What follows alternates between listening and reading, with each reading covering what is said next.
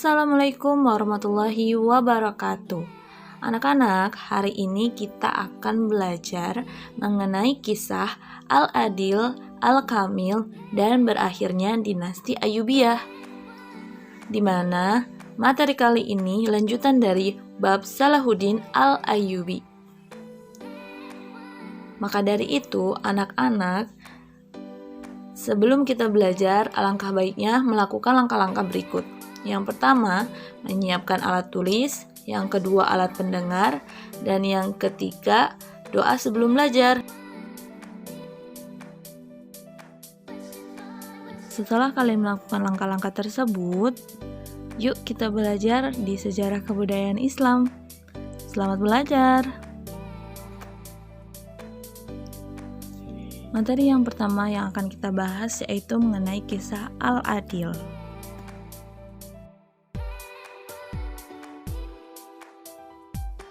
Profil singkat mengenai Al-Adil. Al-Adil memiliki nama lengkap Al-Malik Al-Adil Saifuddin Abu Bakar bin Ayyub. Dari nama Saifuddin ini, tentara Salib memberinya julukan Sapadin. Ia adalah putra Najmuddin Ayyub dan merupakan saudara muda Salahuddin Yusuf Al-Ayyub. Selanjutnya, kita akan membahas tentang prestasi Al-Adil. Yang pertama, memimpin pasukan pada saat mengikuti ekspedisi bersama pamannya. Yang kedua, berhasil mengumpulkan sumber daya alam. Yang ketiga, menjadi gubernur di Aleppo. Dan yang keempat, menjadi gubernur di utara Mesir. Dan yang kelima, menduduki kedudukan sultan di wilayah Mesir dan Suriah. Prestasi pertamanya yaitu pemimpin pasukan. Prestasi pertamanya ialah ketika ia diangkat sebagai pemimpin pasukan pada saat mengikuti ekspedisi pamannya yang bernama Syirkuh ke Mesir. Al-Adil memerintah di Mesir setelah kematian Nuruddin Zangki tahun 1174 Masehi.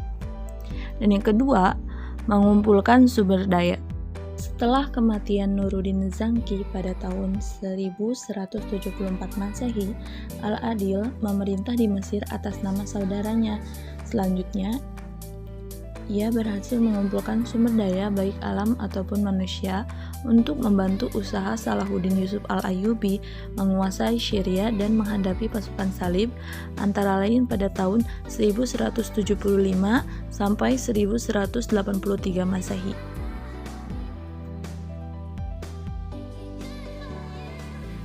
Pada tahun 1183 sampai 1186, Al-Adil memerintah di Aleppo sebagai gubernur. Selanjutnya ialah yang keempat, gubernur di utara Mesir. Setelah ia memerintah di Aleppo sebagai gubernur, tidak lama kemudian ia kembali ke Mesir untuk menghadapi pasukan Salib pada tahun 1186 hingga 1192. Pada tahun 1192 sampai 1193, ia menjadi gubernur di wilayah utara Mesir. Setelah kematian Salahuddin Yusuf Al-Ayyubi pada bulan Maret tahun 1193, ia menghadapi pemberontakan Izzuddin di Mosul.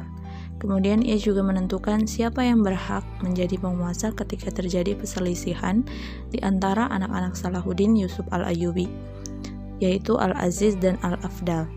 Ia kemudian menduduki jabatan gubernur Syria di Damaskus dan ia menggunakan wilayah ini sebagai basis untuk memperluas kekuasaannya.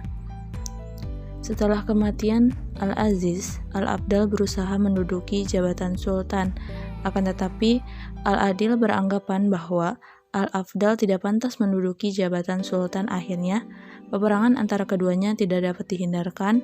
Al-Adil berhasil mengalahkan Al-Afdal dan menjadi sultan di Damaskus. Beberapa waktu berikutnya, setelah Al-Adil berhasil menjadi sultan, ia memerintah wilayah Mesir dan Syria dengan bijaksana selama hampir 2 dekade. Beliau juga mendorong perdagangan dan menjalin hubungan baik dengan negara-negara Salib. Setelah mendengar kabar akan adanya angkatan perang salib kelima, ia kembali bersiap ke medan laga walaupun usianya telah lanjut. Ia memperkuat pertahanan di Mesir dan di Palestina. Di tengah persiapan perang itu, ia jatuh sakit dan meninggal dunia pada bulan Agustus pada tahun 1218. Kemudian ia digantikan oleh putranya yang bernama Al-Kamil.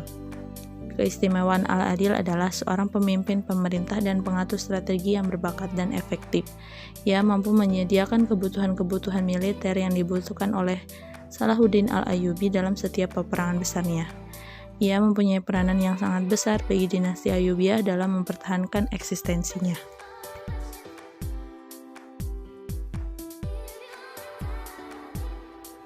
Nah, bagaimana anak-anak? Sampai di sini dapat dipahami kan siapa itu Al-Adil? Selanjutnya kita akan membahas tentang Al-Kamil. Selanjutnya kita akan membahas profil singkat Al-Kamil. Al-Kamil adalah putra dari Al-Adil, yaitu saudara muda Salahuddin Yusuf Al-Ayyubi.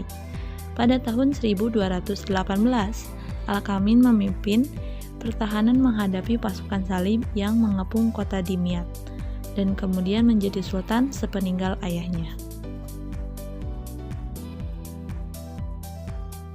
Pada tahun 1219, ia hampir kehilangan tahtanya karena konspirasi kaum Kristen Koptik. Al-Kamil kemudian pergi ke Yaman untuk menghindari konspirasi itu. Akhirnya, konspirasi itu berhasil dipadamkan oleh saudaranya yang bernama Al-Mu'azzam, yang menjabat sebagai gubernur Suriah. Runtuhnya pertahanan Dimyat. Pada tahun 1219, Al-Kamil tidak dapat mempertahankan Dimyat karena wabah penyakit dan kelaparan yang diakibatkan banjir di Sungai Nil.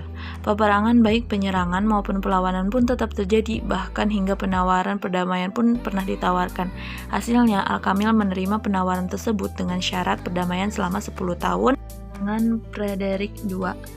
Ia mengembalikan Yerusalem dan kota-kota suci lainnya kepada pasukan Salib. Kaum muslimin dan umat Yahudi dilarang memasuki kota itu, kecuali di sekitar Masjid Aqsa dan Masjid Umar. Perjanjian banyak ditentang oleh kaum muslimin dan kaum Kristen itu sendiri. Hal itu membuat Al-Kamil menerima banyak cacian dan pertentangan. Kematian Al-Kamil. Al-Kamil meninggal dunia pada tahun 1238. Kedudukannya sebagai sultan digantikan oleh Saleh Al-Ayyub. Pada saat pemerintahannya, Saleh Al-Ayyub sering terlibat dalam perang saudara dengan kerabat dekatnya. Faktor-faktor tersebut membuat kekuatan dinasti Ayyubiyah lama-lama semakin lemah. Dinasti ini berakhir setelah masa pemerintahan As-Saleh. Waktu itu tentara dari kaum budak di Mesir, kaum Mamluk memegang kendali pemerintahan setelah As-Saleh meninggal dunia pada tahun 1249 Masehi. Kaum Mamluk mengangkat istri As-Saleh yaitu Syajarat ad-Dur sebagai sultanah. Demikian berakhirlah kekuasaan dinasti Ayyubiyah di Mesir, namun masih berkuasa di Suriah.